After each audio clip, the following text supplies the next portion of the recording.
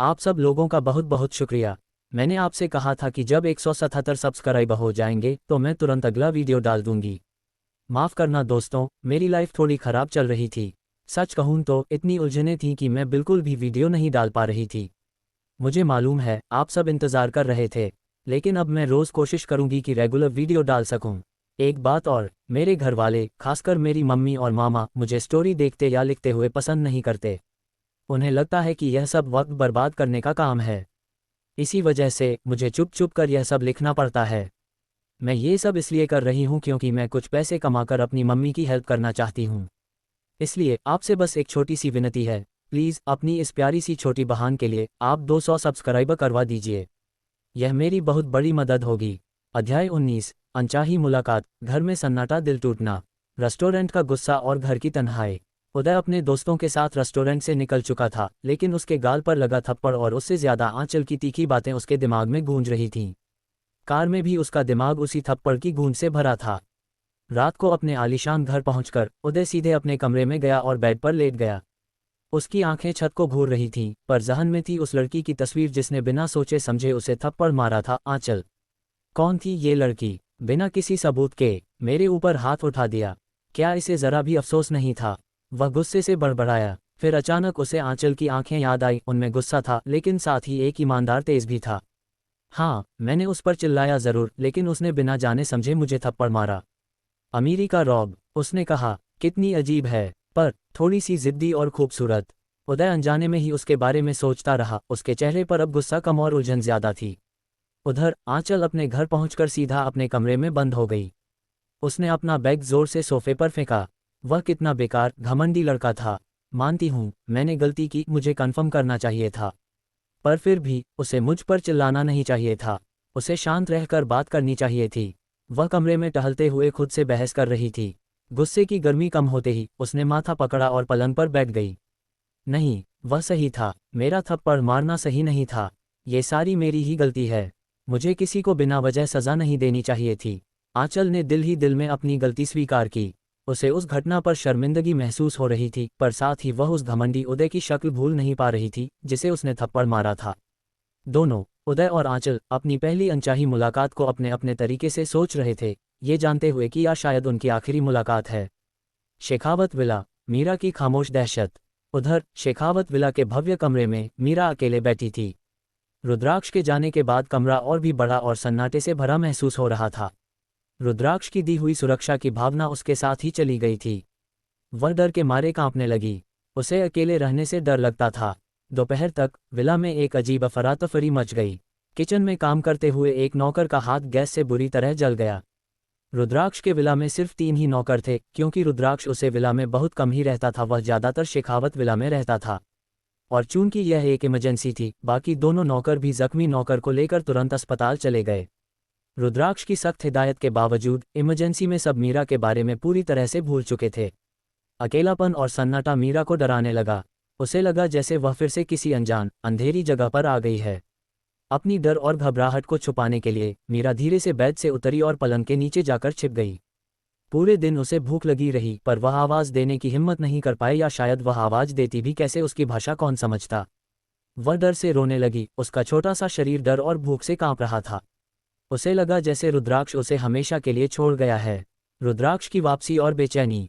देर शाम रुद्राक्ष काम निपटाकर विला लौटा। वह सीधा अपने कमरे में गया। थकान उसके चेहरे पर साफ झलक रही थी। उसने सबसे पहले अपनी ब्लैक शर्ट के बटन खोले और उसे उतारा। फिर अपनी घड़ी को हाथ से उतारकर ड्रेसिंग टेबल पर रखा। एक गहरी सांस लेकर वह शावर लेने के लिए बाथरूम में चला गया।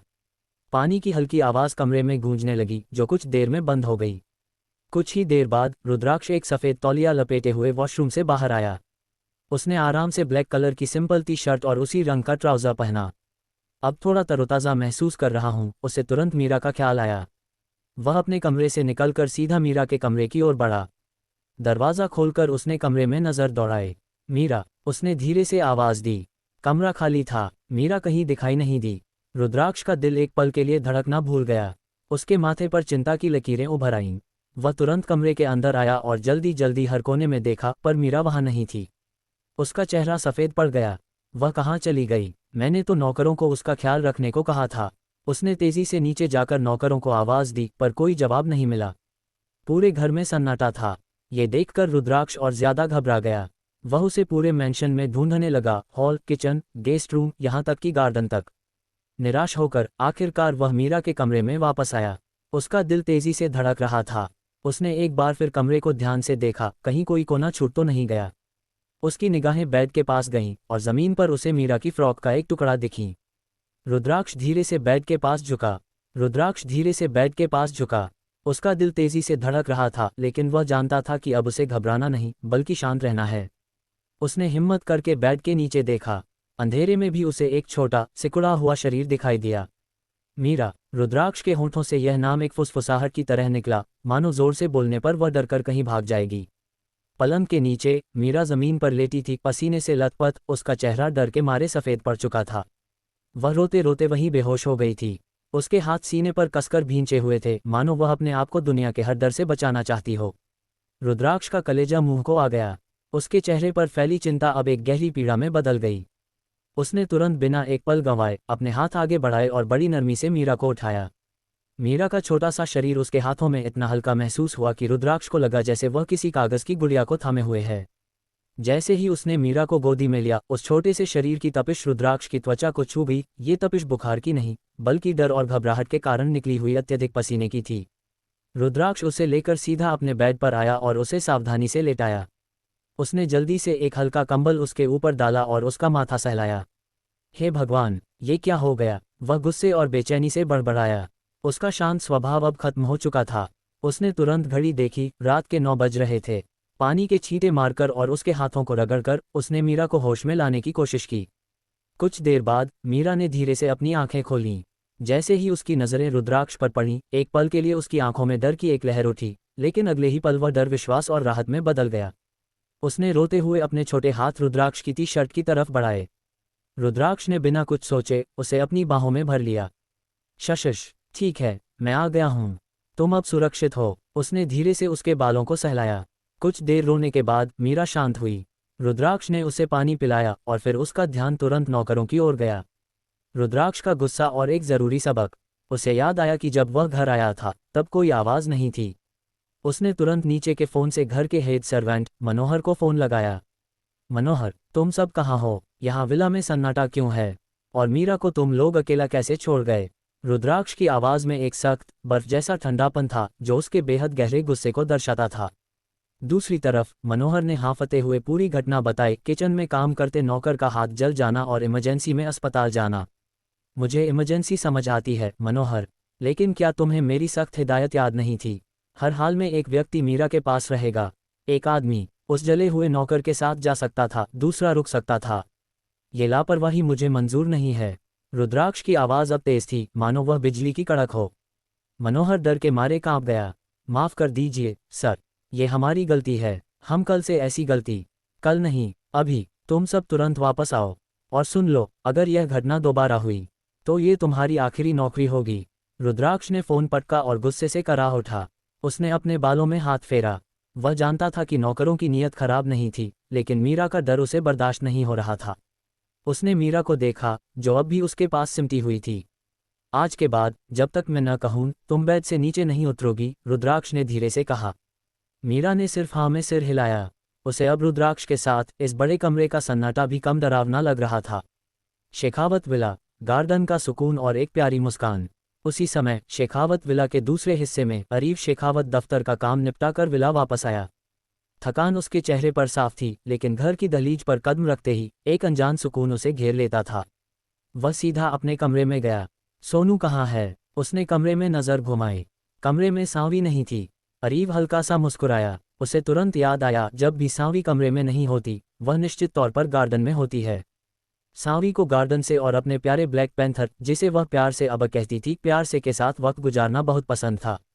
लगता है आज भी मेरी शैतान रानी वहीं अपना दरबार लगाए बैठी होगी, अरीब मन ही मन हंसा। वह निश्चिंत हो गया और फ्रेश होने के लिए वॉशरूम में चला गया। कुछ देर बाद वह एक साफ सफ़ेद टी शर्ट और ब्लैक ट्राउज़र पहनकर वार्डरोब से बाहर निकला। भाई का प्यार और पत्नी की खुशी। अरीब धीरे से गार्डन की ओर बढ़ा। रात का वक्त था, लेकिन विला की मध्यम सुनहरी रोशनी ने गार्डन को एक जादुई नज़ारा दे दिया था। वहां का दृश्य देखकर अरीव के चेहरे पर एक चमकीली मुस्कान आ गई। उसने देखा कि सांवी लोहे के सफ़ेद झूले पर बैठी हुई थी। उसके पैरों के नीचे उसका विशाल काला ब्लैक पैंथर बड़े आराम से बैठा था, जैसे वह सांवी का सबसे वफादार सेवक हो। और झूले को कौन झुला रहा था? रोहित, अरीव का छोटा भाई, पूरे जोश से सांवी को झुला रहा था। और तेज, रोहित, और तेज, सांवी हंसते हुए चिल्ला रही थी। उसकी आवाज़ में एक मासूमियत भरी खुशी थी जो अरीव के दिल को छू गई। रोहित, जो अपने भाई से बहुत डरता था, अपनी भाभी के साथ एकदम दोस्त जैसा व्यवहार करता था। बस भाभी, अब गिर गई तो भैया मुझे नहीं छोड़ेंगे, रोहित ने मजाकिया अंदाज में कहा। ओहो डरपोक, अब तू भी डरने लगा है, सांवी ने हंसते हुए रोहित को छेड़ा। अरीव कुछ देर वहीं रुका रहा, अपने परिवार के इस प्यार भरे सरल पल को देखना। सांवी की खिलखिलाहट, रोहित की बेफिक्री, उसकी सारी थकान, सारा तनाव एक पल में दूर कर गया। उसने महसूस किया कि उसका जीवन कितना खूबसूरत है।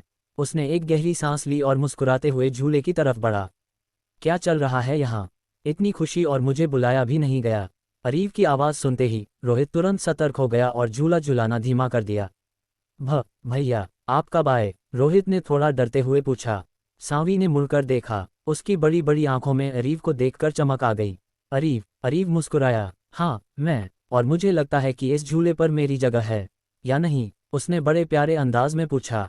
सांवी की हंसी अब और तेज हो गई। अगले अध्याय में क्या रुद्राक्ष अपनी लापरवाही के लिए नौकरों को सजा देगा? और क्या मीरा अपने डर पर काबू पा पाएगी? आंचल और उदय के बीच अब क्या होगा जब उन्हें एक दूसरे की यादें सता रही हैं? क्या रॉकी मीरा की डिटेल्स निकाल पाएगा? अध्याय 20, उलझन की रात और इम्तिहान की सुबह। सूर्यास्त। शेखावत विला। हंसी, तकरार और सन्नाटे का डर। रात के ठीक 8 बजे थे। शेखावत विला का भव्य डाइनिंग हॉल आज रात के भोजन के लिए शांत प्रतीक्षा में था। रुद्राक्ष को छोड़कर परिवार के सभी सदस्य अपनी अपनी सीटों पर बैठ चुके थे। अरीव अपने सिरहाने वाली कुर्सी पर एक राजा की तरह विराजमान थे। उनके बगल में बैठी थी उनकी पत्नी सांवी। अरीव बेहद प्यार से सांवी की प्लेट में खाना व्यवस्थित कर रहे थे, कभी थोड़ी सब्जी, कभी 2 रोटी, और बड़े ध्यान से पूछ रहे थे, सोना, आज तुमने दिन में ठीक से लंच नहीं किया था, अब जल्दी जल्दी खाओ। सांवी मुस्कुरा रही थी, लेकिन खाने में उनके नखरे अभी भी बरकरार थे। एक एक कौर पर उनका प्यारा सा मुंह बनाना अपनी बचपन की आदत को दर्शाता था, शायद इसलिए क्योंकि इतने सालों बाद उन्हें कोई ऐसा मिला था जो उनके इन नखरों को सिर्फ प्यार से उठाता था। मेज पर दूसरा माहौल था। उदय अपना चेहरा झुकाए धीरे धीरे खा रहा था। उसके चेहरे पर कल के थप्पड़ का गुस्सा और शर्मिंदगी साफ थी, जिसे वह लाख कोशिशों के बाद भी छिपा नहीं पा रहा था। तभी रोहित अपने कमरे से फुर्ती से नीचे आया और उदय के बगल वाली खाली कुर्सी पर बैठ गया। क्या बात है भाई, आज चेहरा इतना लटका क्यों है? रोहित ने अपना डिनर निकालते हुए मजाक में पूछा। मुंह क्यों छुपा रहा है? ऐसा क्या हो गया आज? रोहित की बात सुनकर उदय का कलेजा मुंह को आ गया। उसे लगा कि जरूर रोहित ने उसके गाल पर कल के थप्पड़ का हल्का सा निशान देख लिया है। कुछ नहीं, उदय ने बुदबुदाते हुए अपना चेहरा और झुका लिया। बस थकान है। अच्छा, रोहित ने आंखें सिकुड़ी, पर फिर तुरंत सांवी की ओर मुड़ गया। भाभी, आप कहाँ मेरी बात सुन रही हैं? देखिए मेरा भाई आपको कैसे पागलों की तरह खिला रहा है। और भाभी, मैं आपको बता रहा हूँ, आप दिन ब दिन मोटी होती जा रही हैं। और आपके पतिदेव को देखिए, उन्हें आपकी ज़रा भी परवाह नहीं है। दिन भर काम में लगे रहते हैं और आप अकेली इस बड़ी हवेली में बैठी रहती हैं।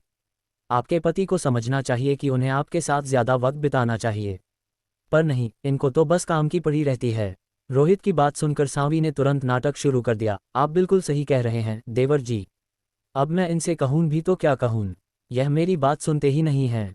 दोनों की यह देवर और भाभी चुगली सुनकर अरीव ने एक पल के लिए खाना रोक दिया। उन्होंने अपनी तीखी निगाहें रोहित पर डालीं। तुम लोगों की बहुत ज्यादा छुट्टी हो चुकी है, अरीव की आवाज में एक सख्त चेतावनी थी। कल से तुम दोनों ऑफिस ज्वाइन कर रहे हो। रोहित का मुंह तुरंत उतर गया। भाई प्लीज माफ कर दीजिए ना, अब से मैं ऐसा नहीं कहूँगा, अरीव ने अपनी बात पर जोर देते हुए कहा। कल सुबह ठीक 8 बजे। रोहित, तुम कंस्ट्रक्शन डिपार्टमेंट के चेयरमैन होगे, और हाँ, अब से मुंबई के पास जुहू बीच वाले होटल कंस्ट्रक्शन का काम तुम देखोगे। और उदय, उन्होंने उदय की तरफ देखा, कल तुम भी ऑफिस में काम शुरू कर दो। तुम्हारी असिस्टेंट के लिए कल इंटरव्यू है। कल तुम उन लोगों का इंटरव्यू ले लेना और जो तुम्हें पसंद आए उसे रख लेना। उदय ने सिर उठाया। भाई आप इंटरव्यू देख लीजिए ना, मैं कल से काम पर आ जाऊंगा, पर इंटरव्यू आप। ठीक है, मैं देख लूंगा, अरीव ने उसकी बात काट दी। उदय की आंखों में अभी भी एक डर था जिसे अरीव ने महसूस किया, पर ज्यादा ध्यान नहीं दिया। ये तय हो चुका था, कल से शेखावत ब्रदर्स के लिए एक नए अध्याय की शुरुआत थी। रुद्राक्ष का विला, रहस्य, डर और गुस्सा। उधर रुद्राक्ष के विला पर भी अलग ही माहौल था। जिस नौकर का हाथ जला था वह अस्पताल में भर्ती था और उसके साथ एक और नौकर रुक गया था। जैसा रुद्राक्ष ने निर्देश दिया था, हेड सर्वेंट मनोहर विला में वापस आ चुका था। उसने डरते डरते मीरा के कमरे का दरवाज़ा खटखटाया। रुद्राक्ष ने अंदर से आवाज़ दी, अंदर आ जाओ। रुद्राक्ष कमरे में बैठा था और मीरा बिस्तर पर कंबल ओढ़े सो रही थी। मनोहर, रुद्राक्ष ने उसे देखते ही गहरी और शांत आवाज़ में कहा, अगली बार से ऐसा नहीं होना चाहिए। मैं जानता हूं कि आपातकाल था, लेकिन एक इंसान को यहीं रहना चाहिए था। ये बच्ची इस पूरे मेंशन में अकेली डर गई थी। आपको ध्यान रखना चाहिए था। आप इतने दिनों से हमारे यहाँ काम कर रहे हैं। मनोहर के हाथ कांप रहे थे। माफ़ कर दीजिए सर, ये हमारी गलती है। अब से ऐसी कोई गैर जिम्मेदारी नहीं होगी। जाओ और रात का खाना बनाओ। कोई हल्का सा डिनर बनाना, रुद्राक्ष ने आदेश दिया। यस सर, कहकर मनोहर कमरे से बाहर निकल गया और सीधे किचन की ओर बढ़ गया। तभी मीरा के कमरे में रुद्राक्ष का मोबाइल फ़ोन बज उठा। रुद्राक्ष ने तुरंत फ़ोन उठाया और उसे लेकर बालकनी में चला गया। उसने बालकनी का दरवाज़ा बंद कर दिया। दूसरी तरफ उसका असिस्टेंट था। सर, मीरा मैम के बारे में ज़्यादा कुछ पता नहीं चला है, असिस्टेंट ने दबी आवाज़ में बताया। बस इतना पता चला है कि उन्हें रौनक बाजार से खरीदा गया था और खरीदने वाला एक ज़मींदार है जो यूपी का है। वह काम के सिलसिले में यहाँ आया था, पर उसका दोस्त उसे यहाँ ले आया और वह मैम को देखते ही एक नज़र में पसंद कर गया। वह उनसे शादी करना चाहता था। असिस्टेंट रुका, फिर धीरे से जोड़ा, वह आदमी बिल्कुल सही नहीं है। उसकी 3 बीवी पहले से हैं, जो उसकी उम्र से बहुत छोटी हैं। ये सुनकर रुद्राक्ष की आंखों में खून उतर आया। उसके नथुने फड़क उठे। उस जमींदार की सारे डिटेल्स निकालो, हर एक चीज़। रुद्राक्ष ने गुस्से में दहाड़ा। उसकी आवाज़ में बालकनी के शीशे भी कांपने लगे। और यह भी पता लगाओ कि मीरा कहाँ से है, उसके माता पिता कौन हैं, और वह उस बाजार तक पहुंची कैसे। फ़ोन पटक कर रुद्राक्ष गुस्से में अपनी बालकनी की रेलिंग पर हाथ मारता है। जमींदार, मैं तुम्हारी हस्ती मिटा दूंगा। रुद्राक्ष ने गहरी सांस ली और वापस कमरे में आया। मीरा अभी भी सो रही थी। वह धीरे से उसके पास बैठ गया। उसके शांत चेहरे को देखकर रुद्राक्ष का गुस्सा शांत हुआ, पर उसके अंदर एक अजीब सी बेचैनी भर गई थी। वह जानता था कि अब लड़ाई बड़ी होने वाली है। आंचल का फ्लैट, टूटे सपने और नई उम्मीद। दूसरी तरफ शहर की एक पुरानी बस्ती के एक छोटे जर्जर फ्लैट में आंचल अकेली सोफे पर सोई हुई थी। घर की हालत सही नहीं थी, दीवारों पर सीलन के धब्बे थे और सोफा भी पुराना था। अचानक आंचल के माथे से पसीना बहने लगा। वह नींद में ही कांपने लगी थी। उसे एक बुरा सपना आ रहा था। वह एक घर के सामने खड़ी है। घर के अंदर से आग की लपटें निकल रही हैं और 2 लोग आग में फंस चुके हैं। वह चीखती है, रोती है, पर कुछ नहीं कर पाती। धीरे धीरे वे दोनों उसी आग में जलकर मर जाते हैं। मम्मी, पापा, एक तेज चीख के साथ आंचल नींद से जागी। वह उठकर बैठ गई। उसका शरीर पसीने से लथपथ था और वह बुरी तरह हाँफ रही थी। मम्मी पापा, आप मुझे छोड़कर क्यों चले गए? मैं इतना सब कैसे संभाल रही हूँ? मुझे नहीं रहना है इस दुनिया में। मम्मी, प्लीज़ मुझे अपने साथ लेकर चलो। वह बुरी तरह से रोने लगी और ज़मीन पर बैठ गई। यह उसका रोज़ का रूटीन बन चुका था। जब से उसके माता पिता की मृत्यु हुई थी, वह रोज़ यही सपना देखती थी। वह अपने माता पिता की बहुत प्यारी बेटी थी। वे गरीब ज़रूर थे, पर उन्होंने कभी उसकी ख्वाहिशों और ज़रूरतों को मरने नहीं दिया था। वह अपने घर की राजकुमारी थी। उसकी माँ उसे कोई काम करने नहीं देती थी। पर अब वह इस दुनिया को नहीं जानती थी।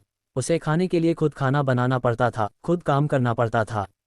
वह पढ़ लिख कर इंजीनियर बनना चाहती थी, पर पैसे की कमी के कारण वह इंजीनियरिंग नहीं कर पाए। उसने केवल सिविल इंजीनियरिंग में डिप्लोमा किया था। थोड़ी देर बाद उसने सिसकना बंद किया। अपनी आंसू पोंछते हुए वह उठी और किचन में चली गई।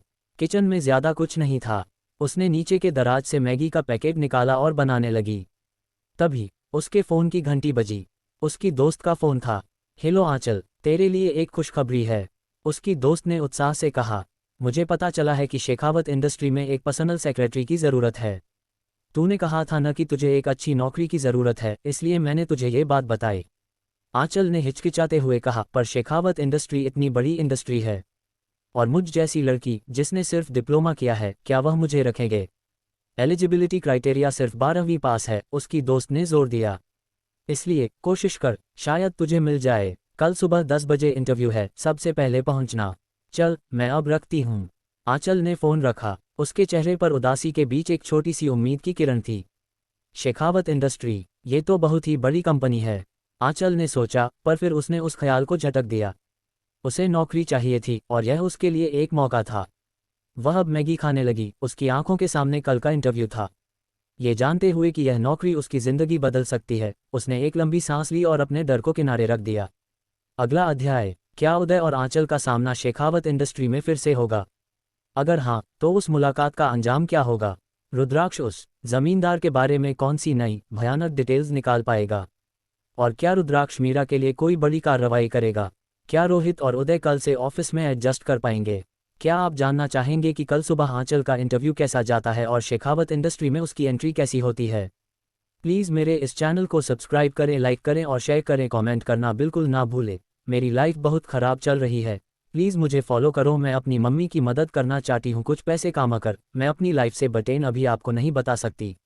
मैं एक दिन आपको अपनी ज़िंदगी के बेअ में ज़रूर बताऊंगी कि मेरी ज़िंदगी में कितनी बड़ी दुख चढ़ रही है।